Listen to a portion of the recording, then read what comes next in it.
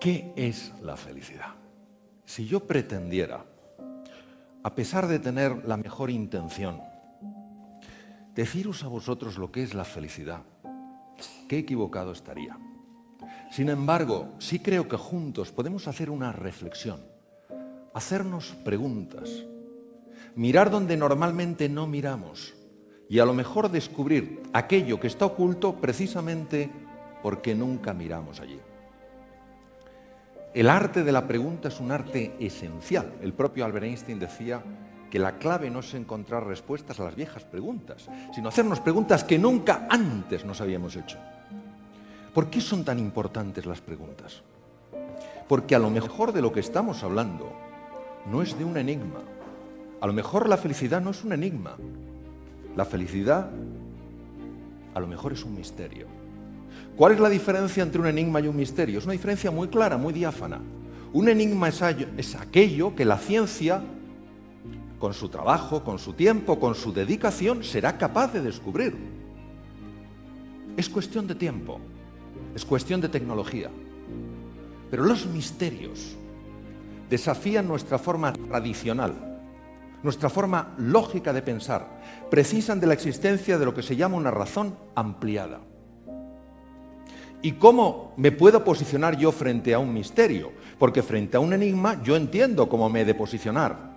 Utilizo mis tecnologías, mido, peso, calculo.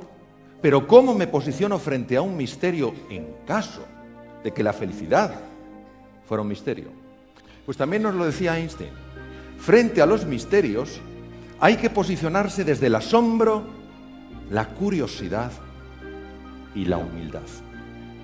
Porque los misterios no se descubren, los misterios se desvelan.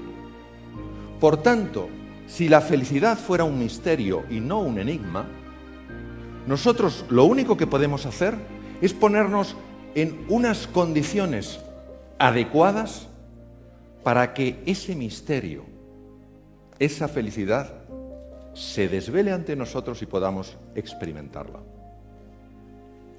Estoy convencido que todos vamos a salir de aquí con una idea más clara, con una idea más luminosa de eso que es la felicidad. No un destino, no un lugar al que ir, sino una forma de vivir, un camino que recorrer, una forma de ser y de estar en el mundo.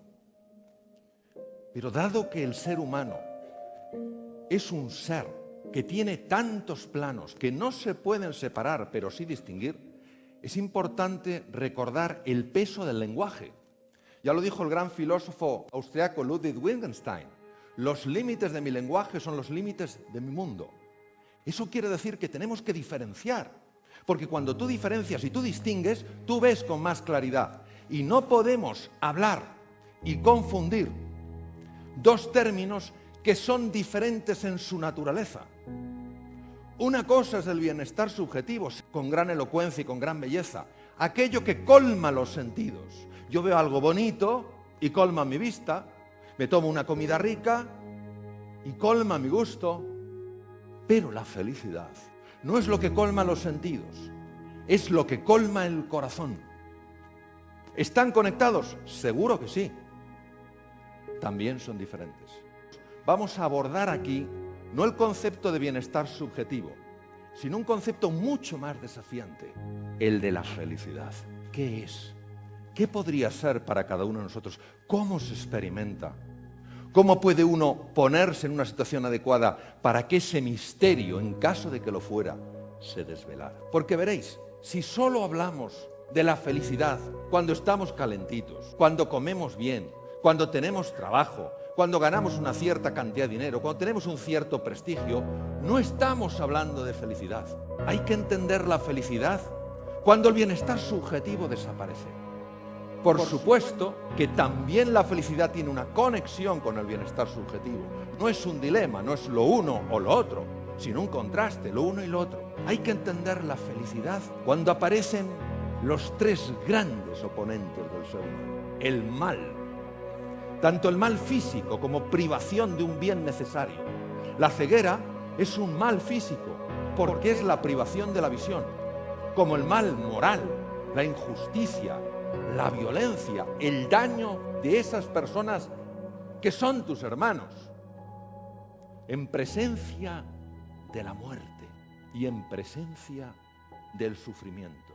Por eso, la pregunta sobre la felicidad es la pregunta sobre el sentido de la vida.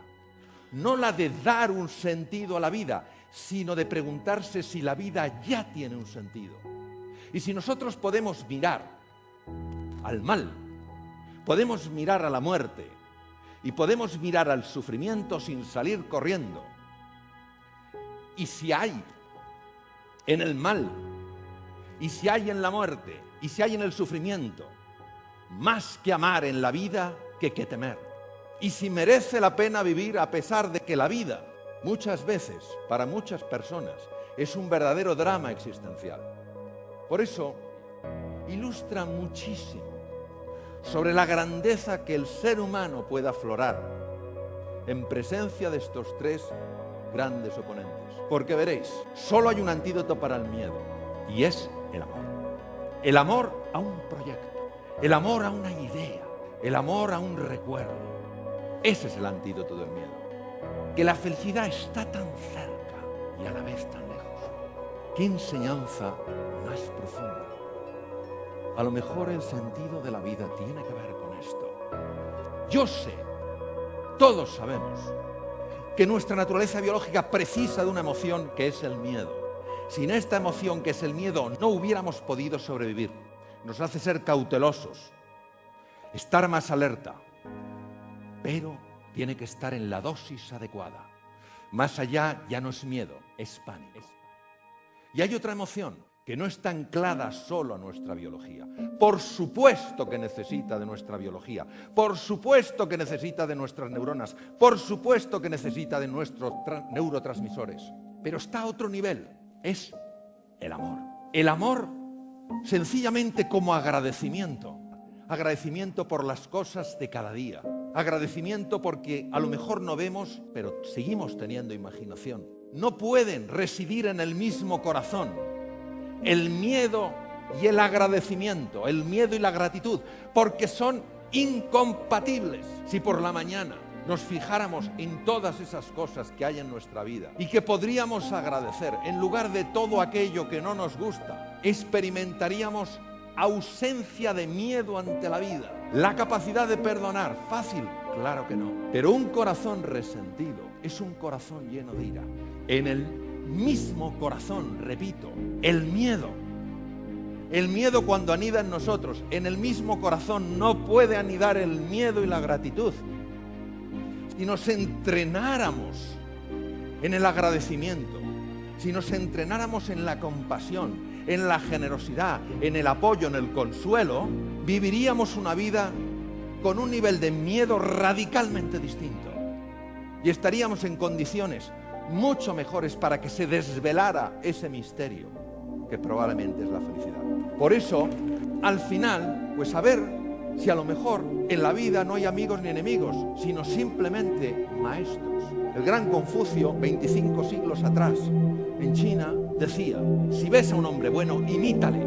Si ves a un hombre malo, examínate a ti mismo. Por eso, para mí, el sentido de la vida, la base de la felicidad, es plantar semillas de esperanza, de ilusión, de confianza, de entusiasmo, de inspiración, y aceptando que en esas semillas existirá la imperfección de eso que tengo de barro, pero también existirá la perfección y la belleza de eso que tengo de Dios.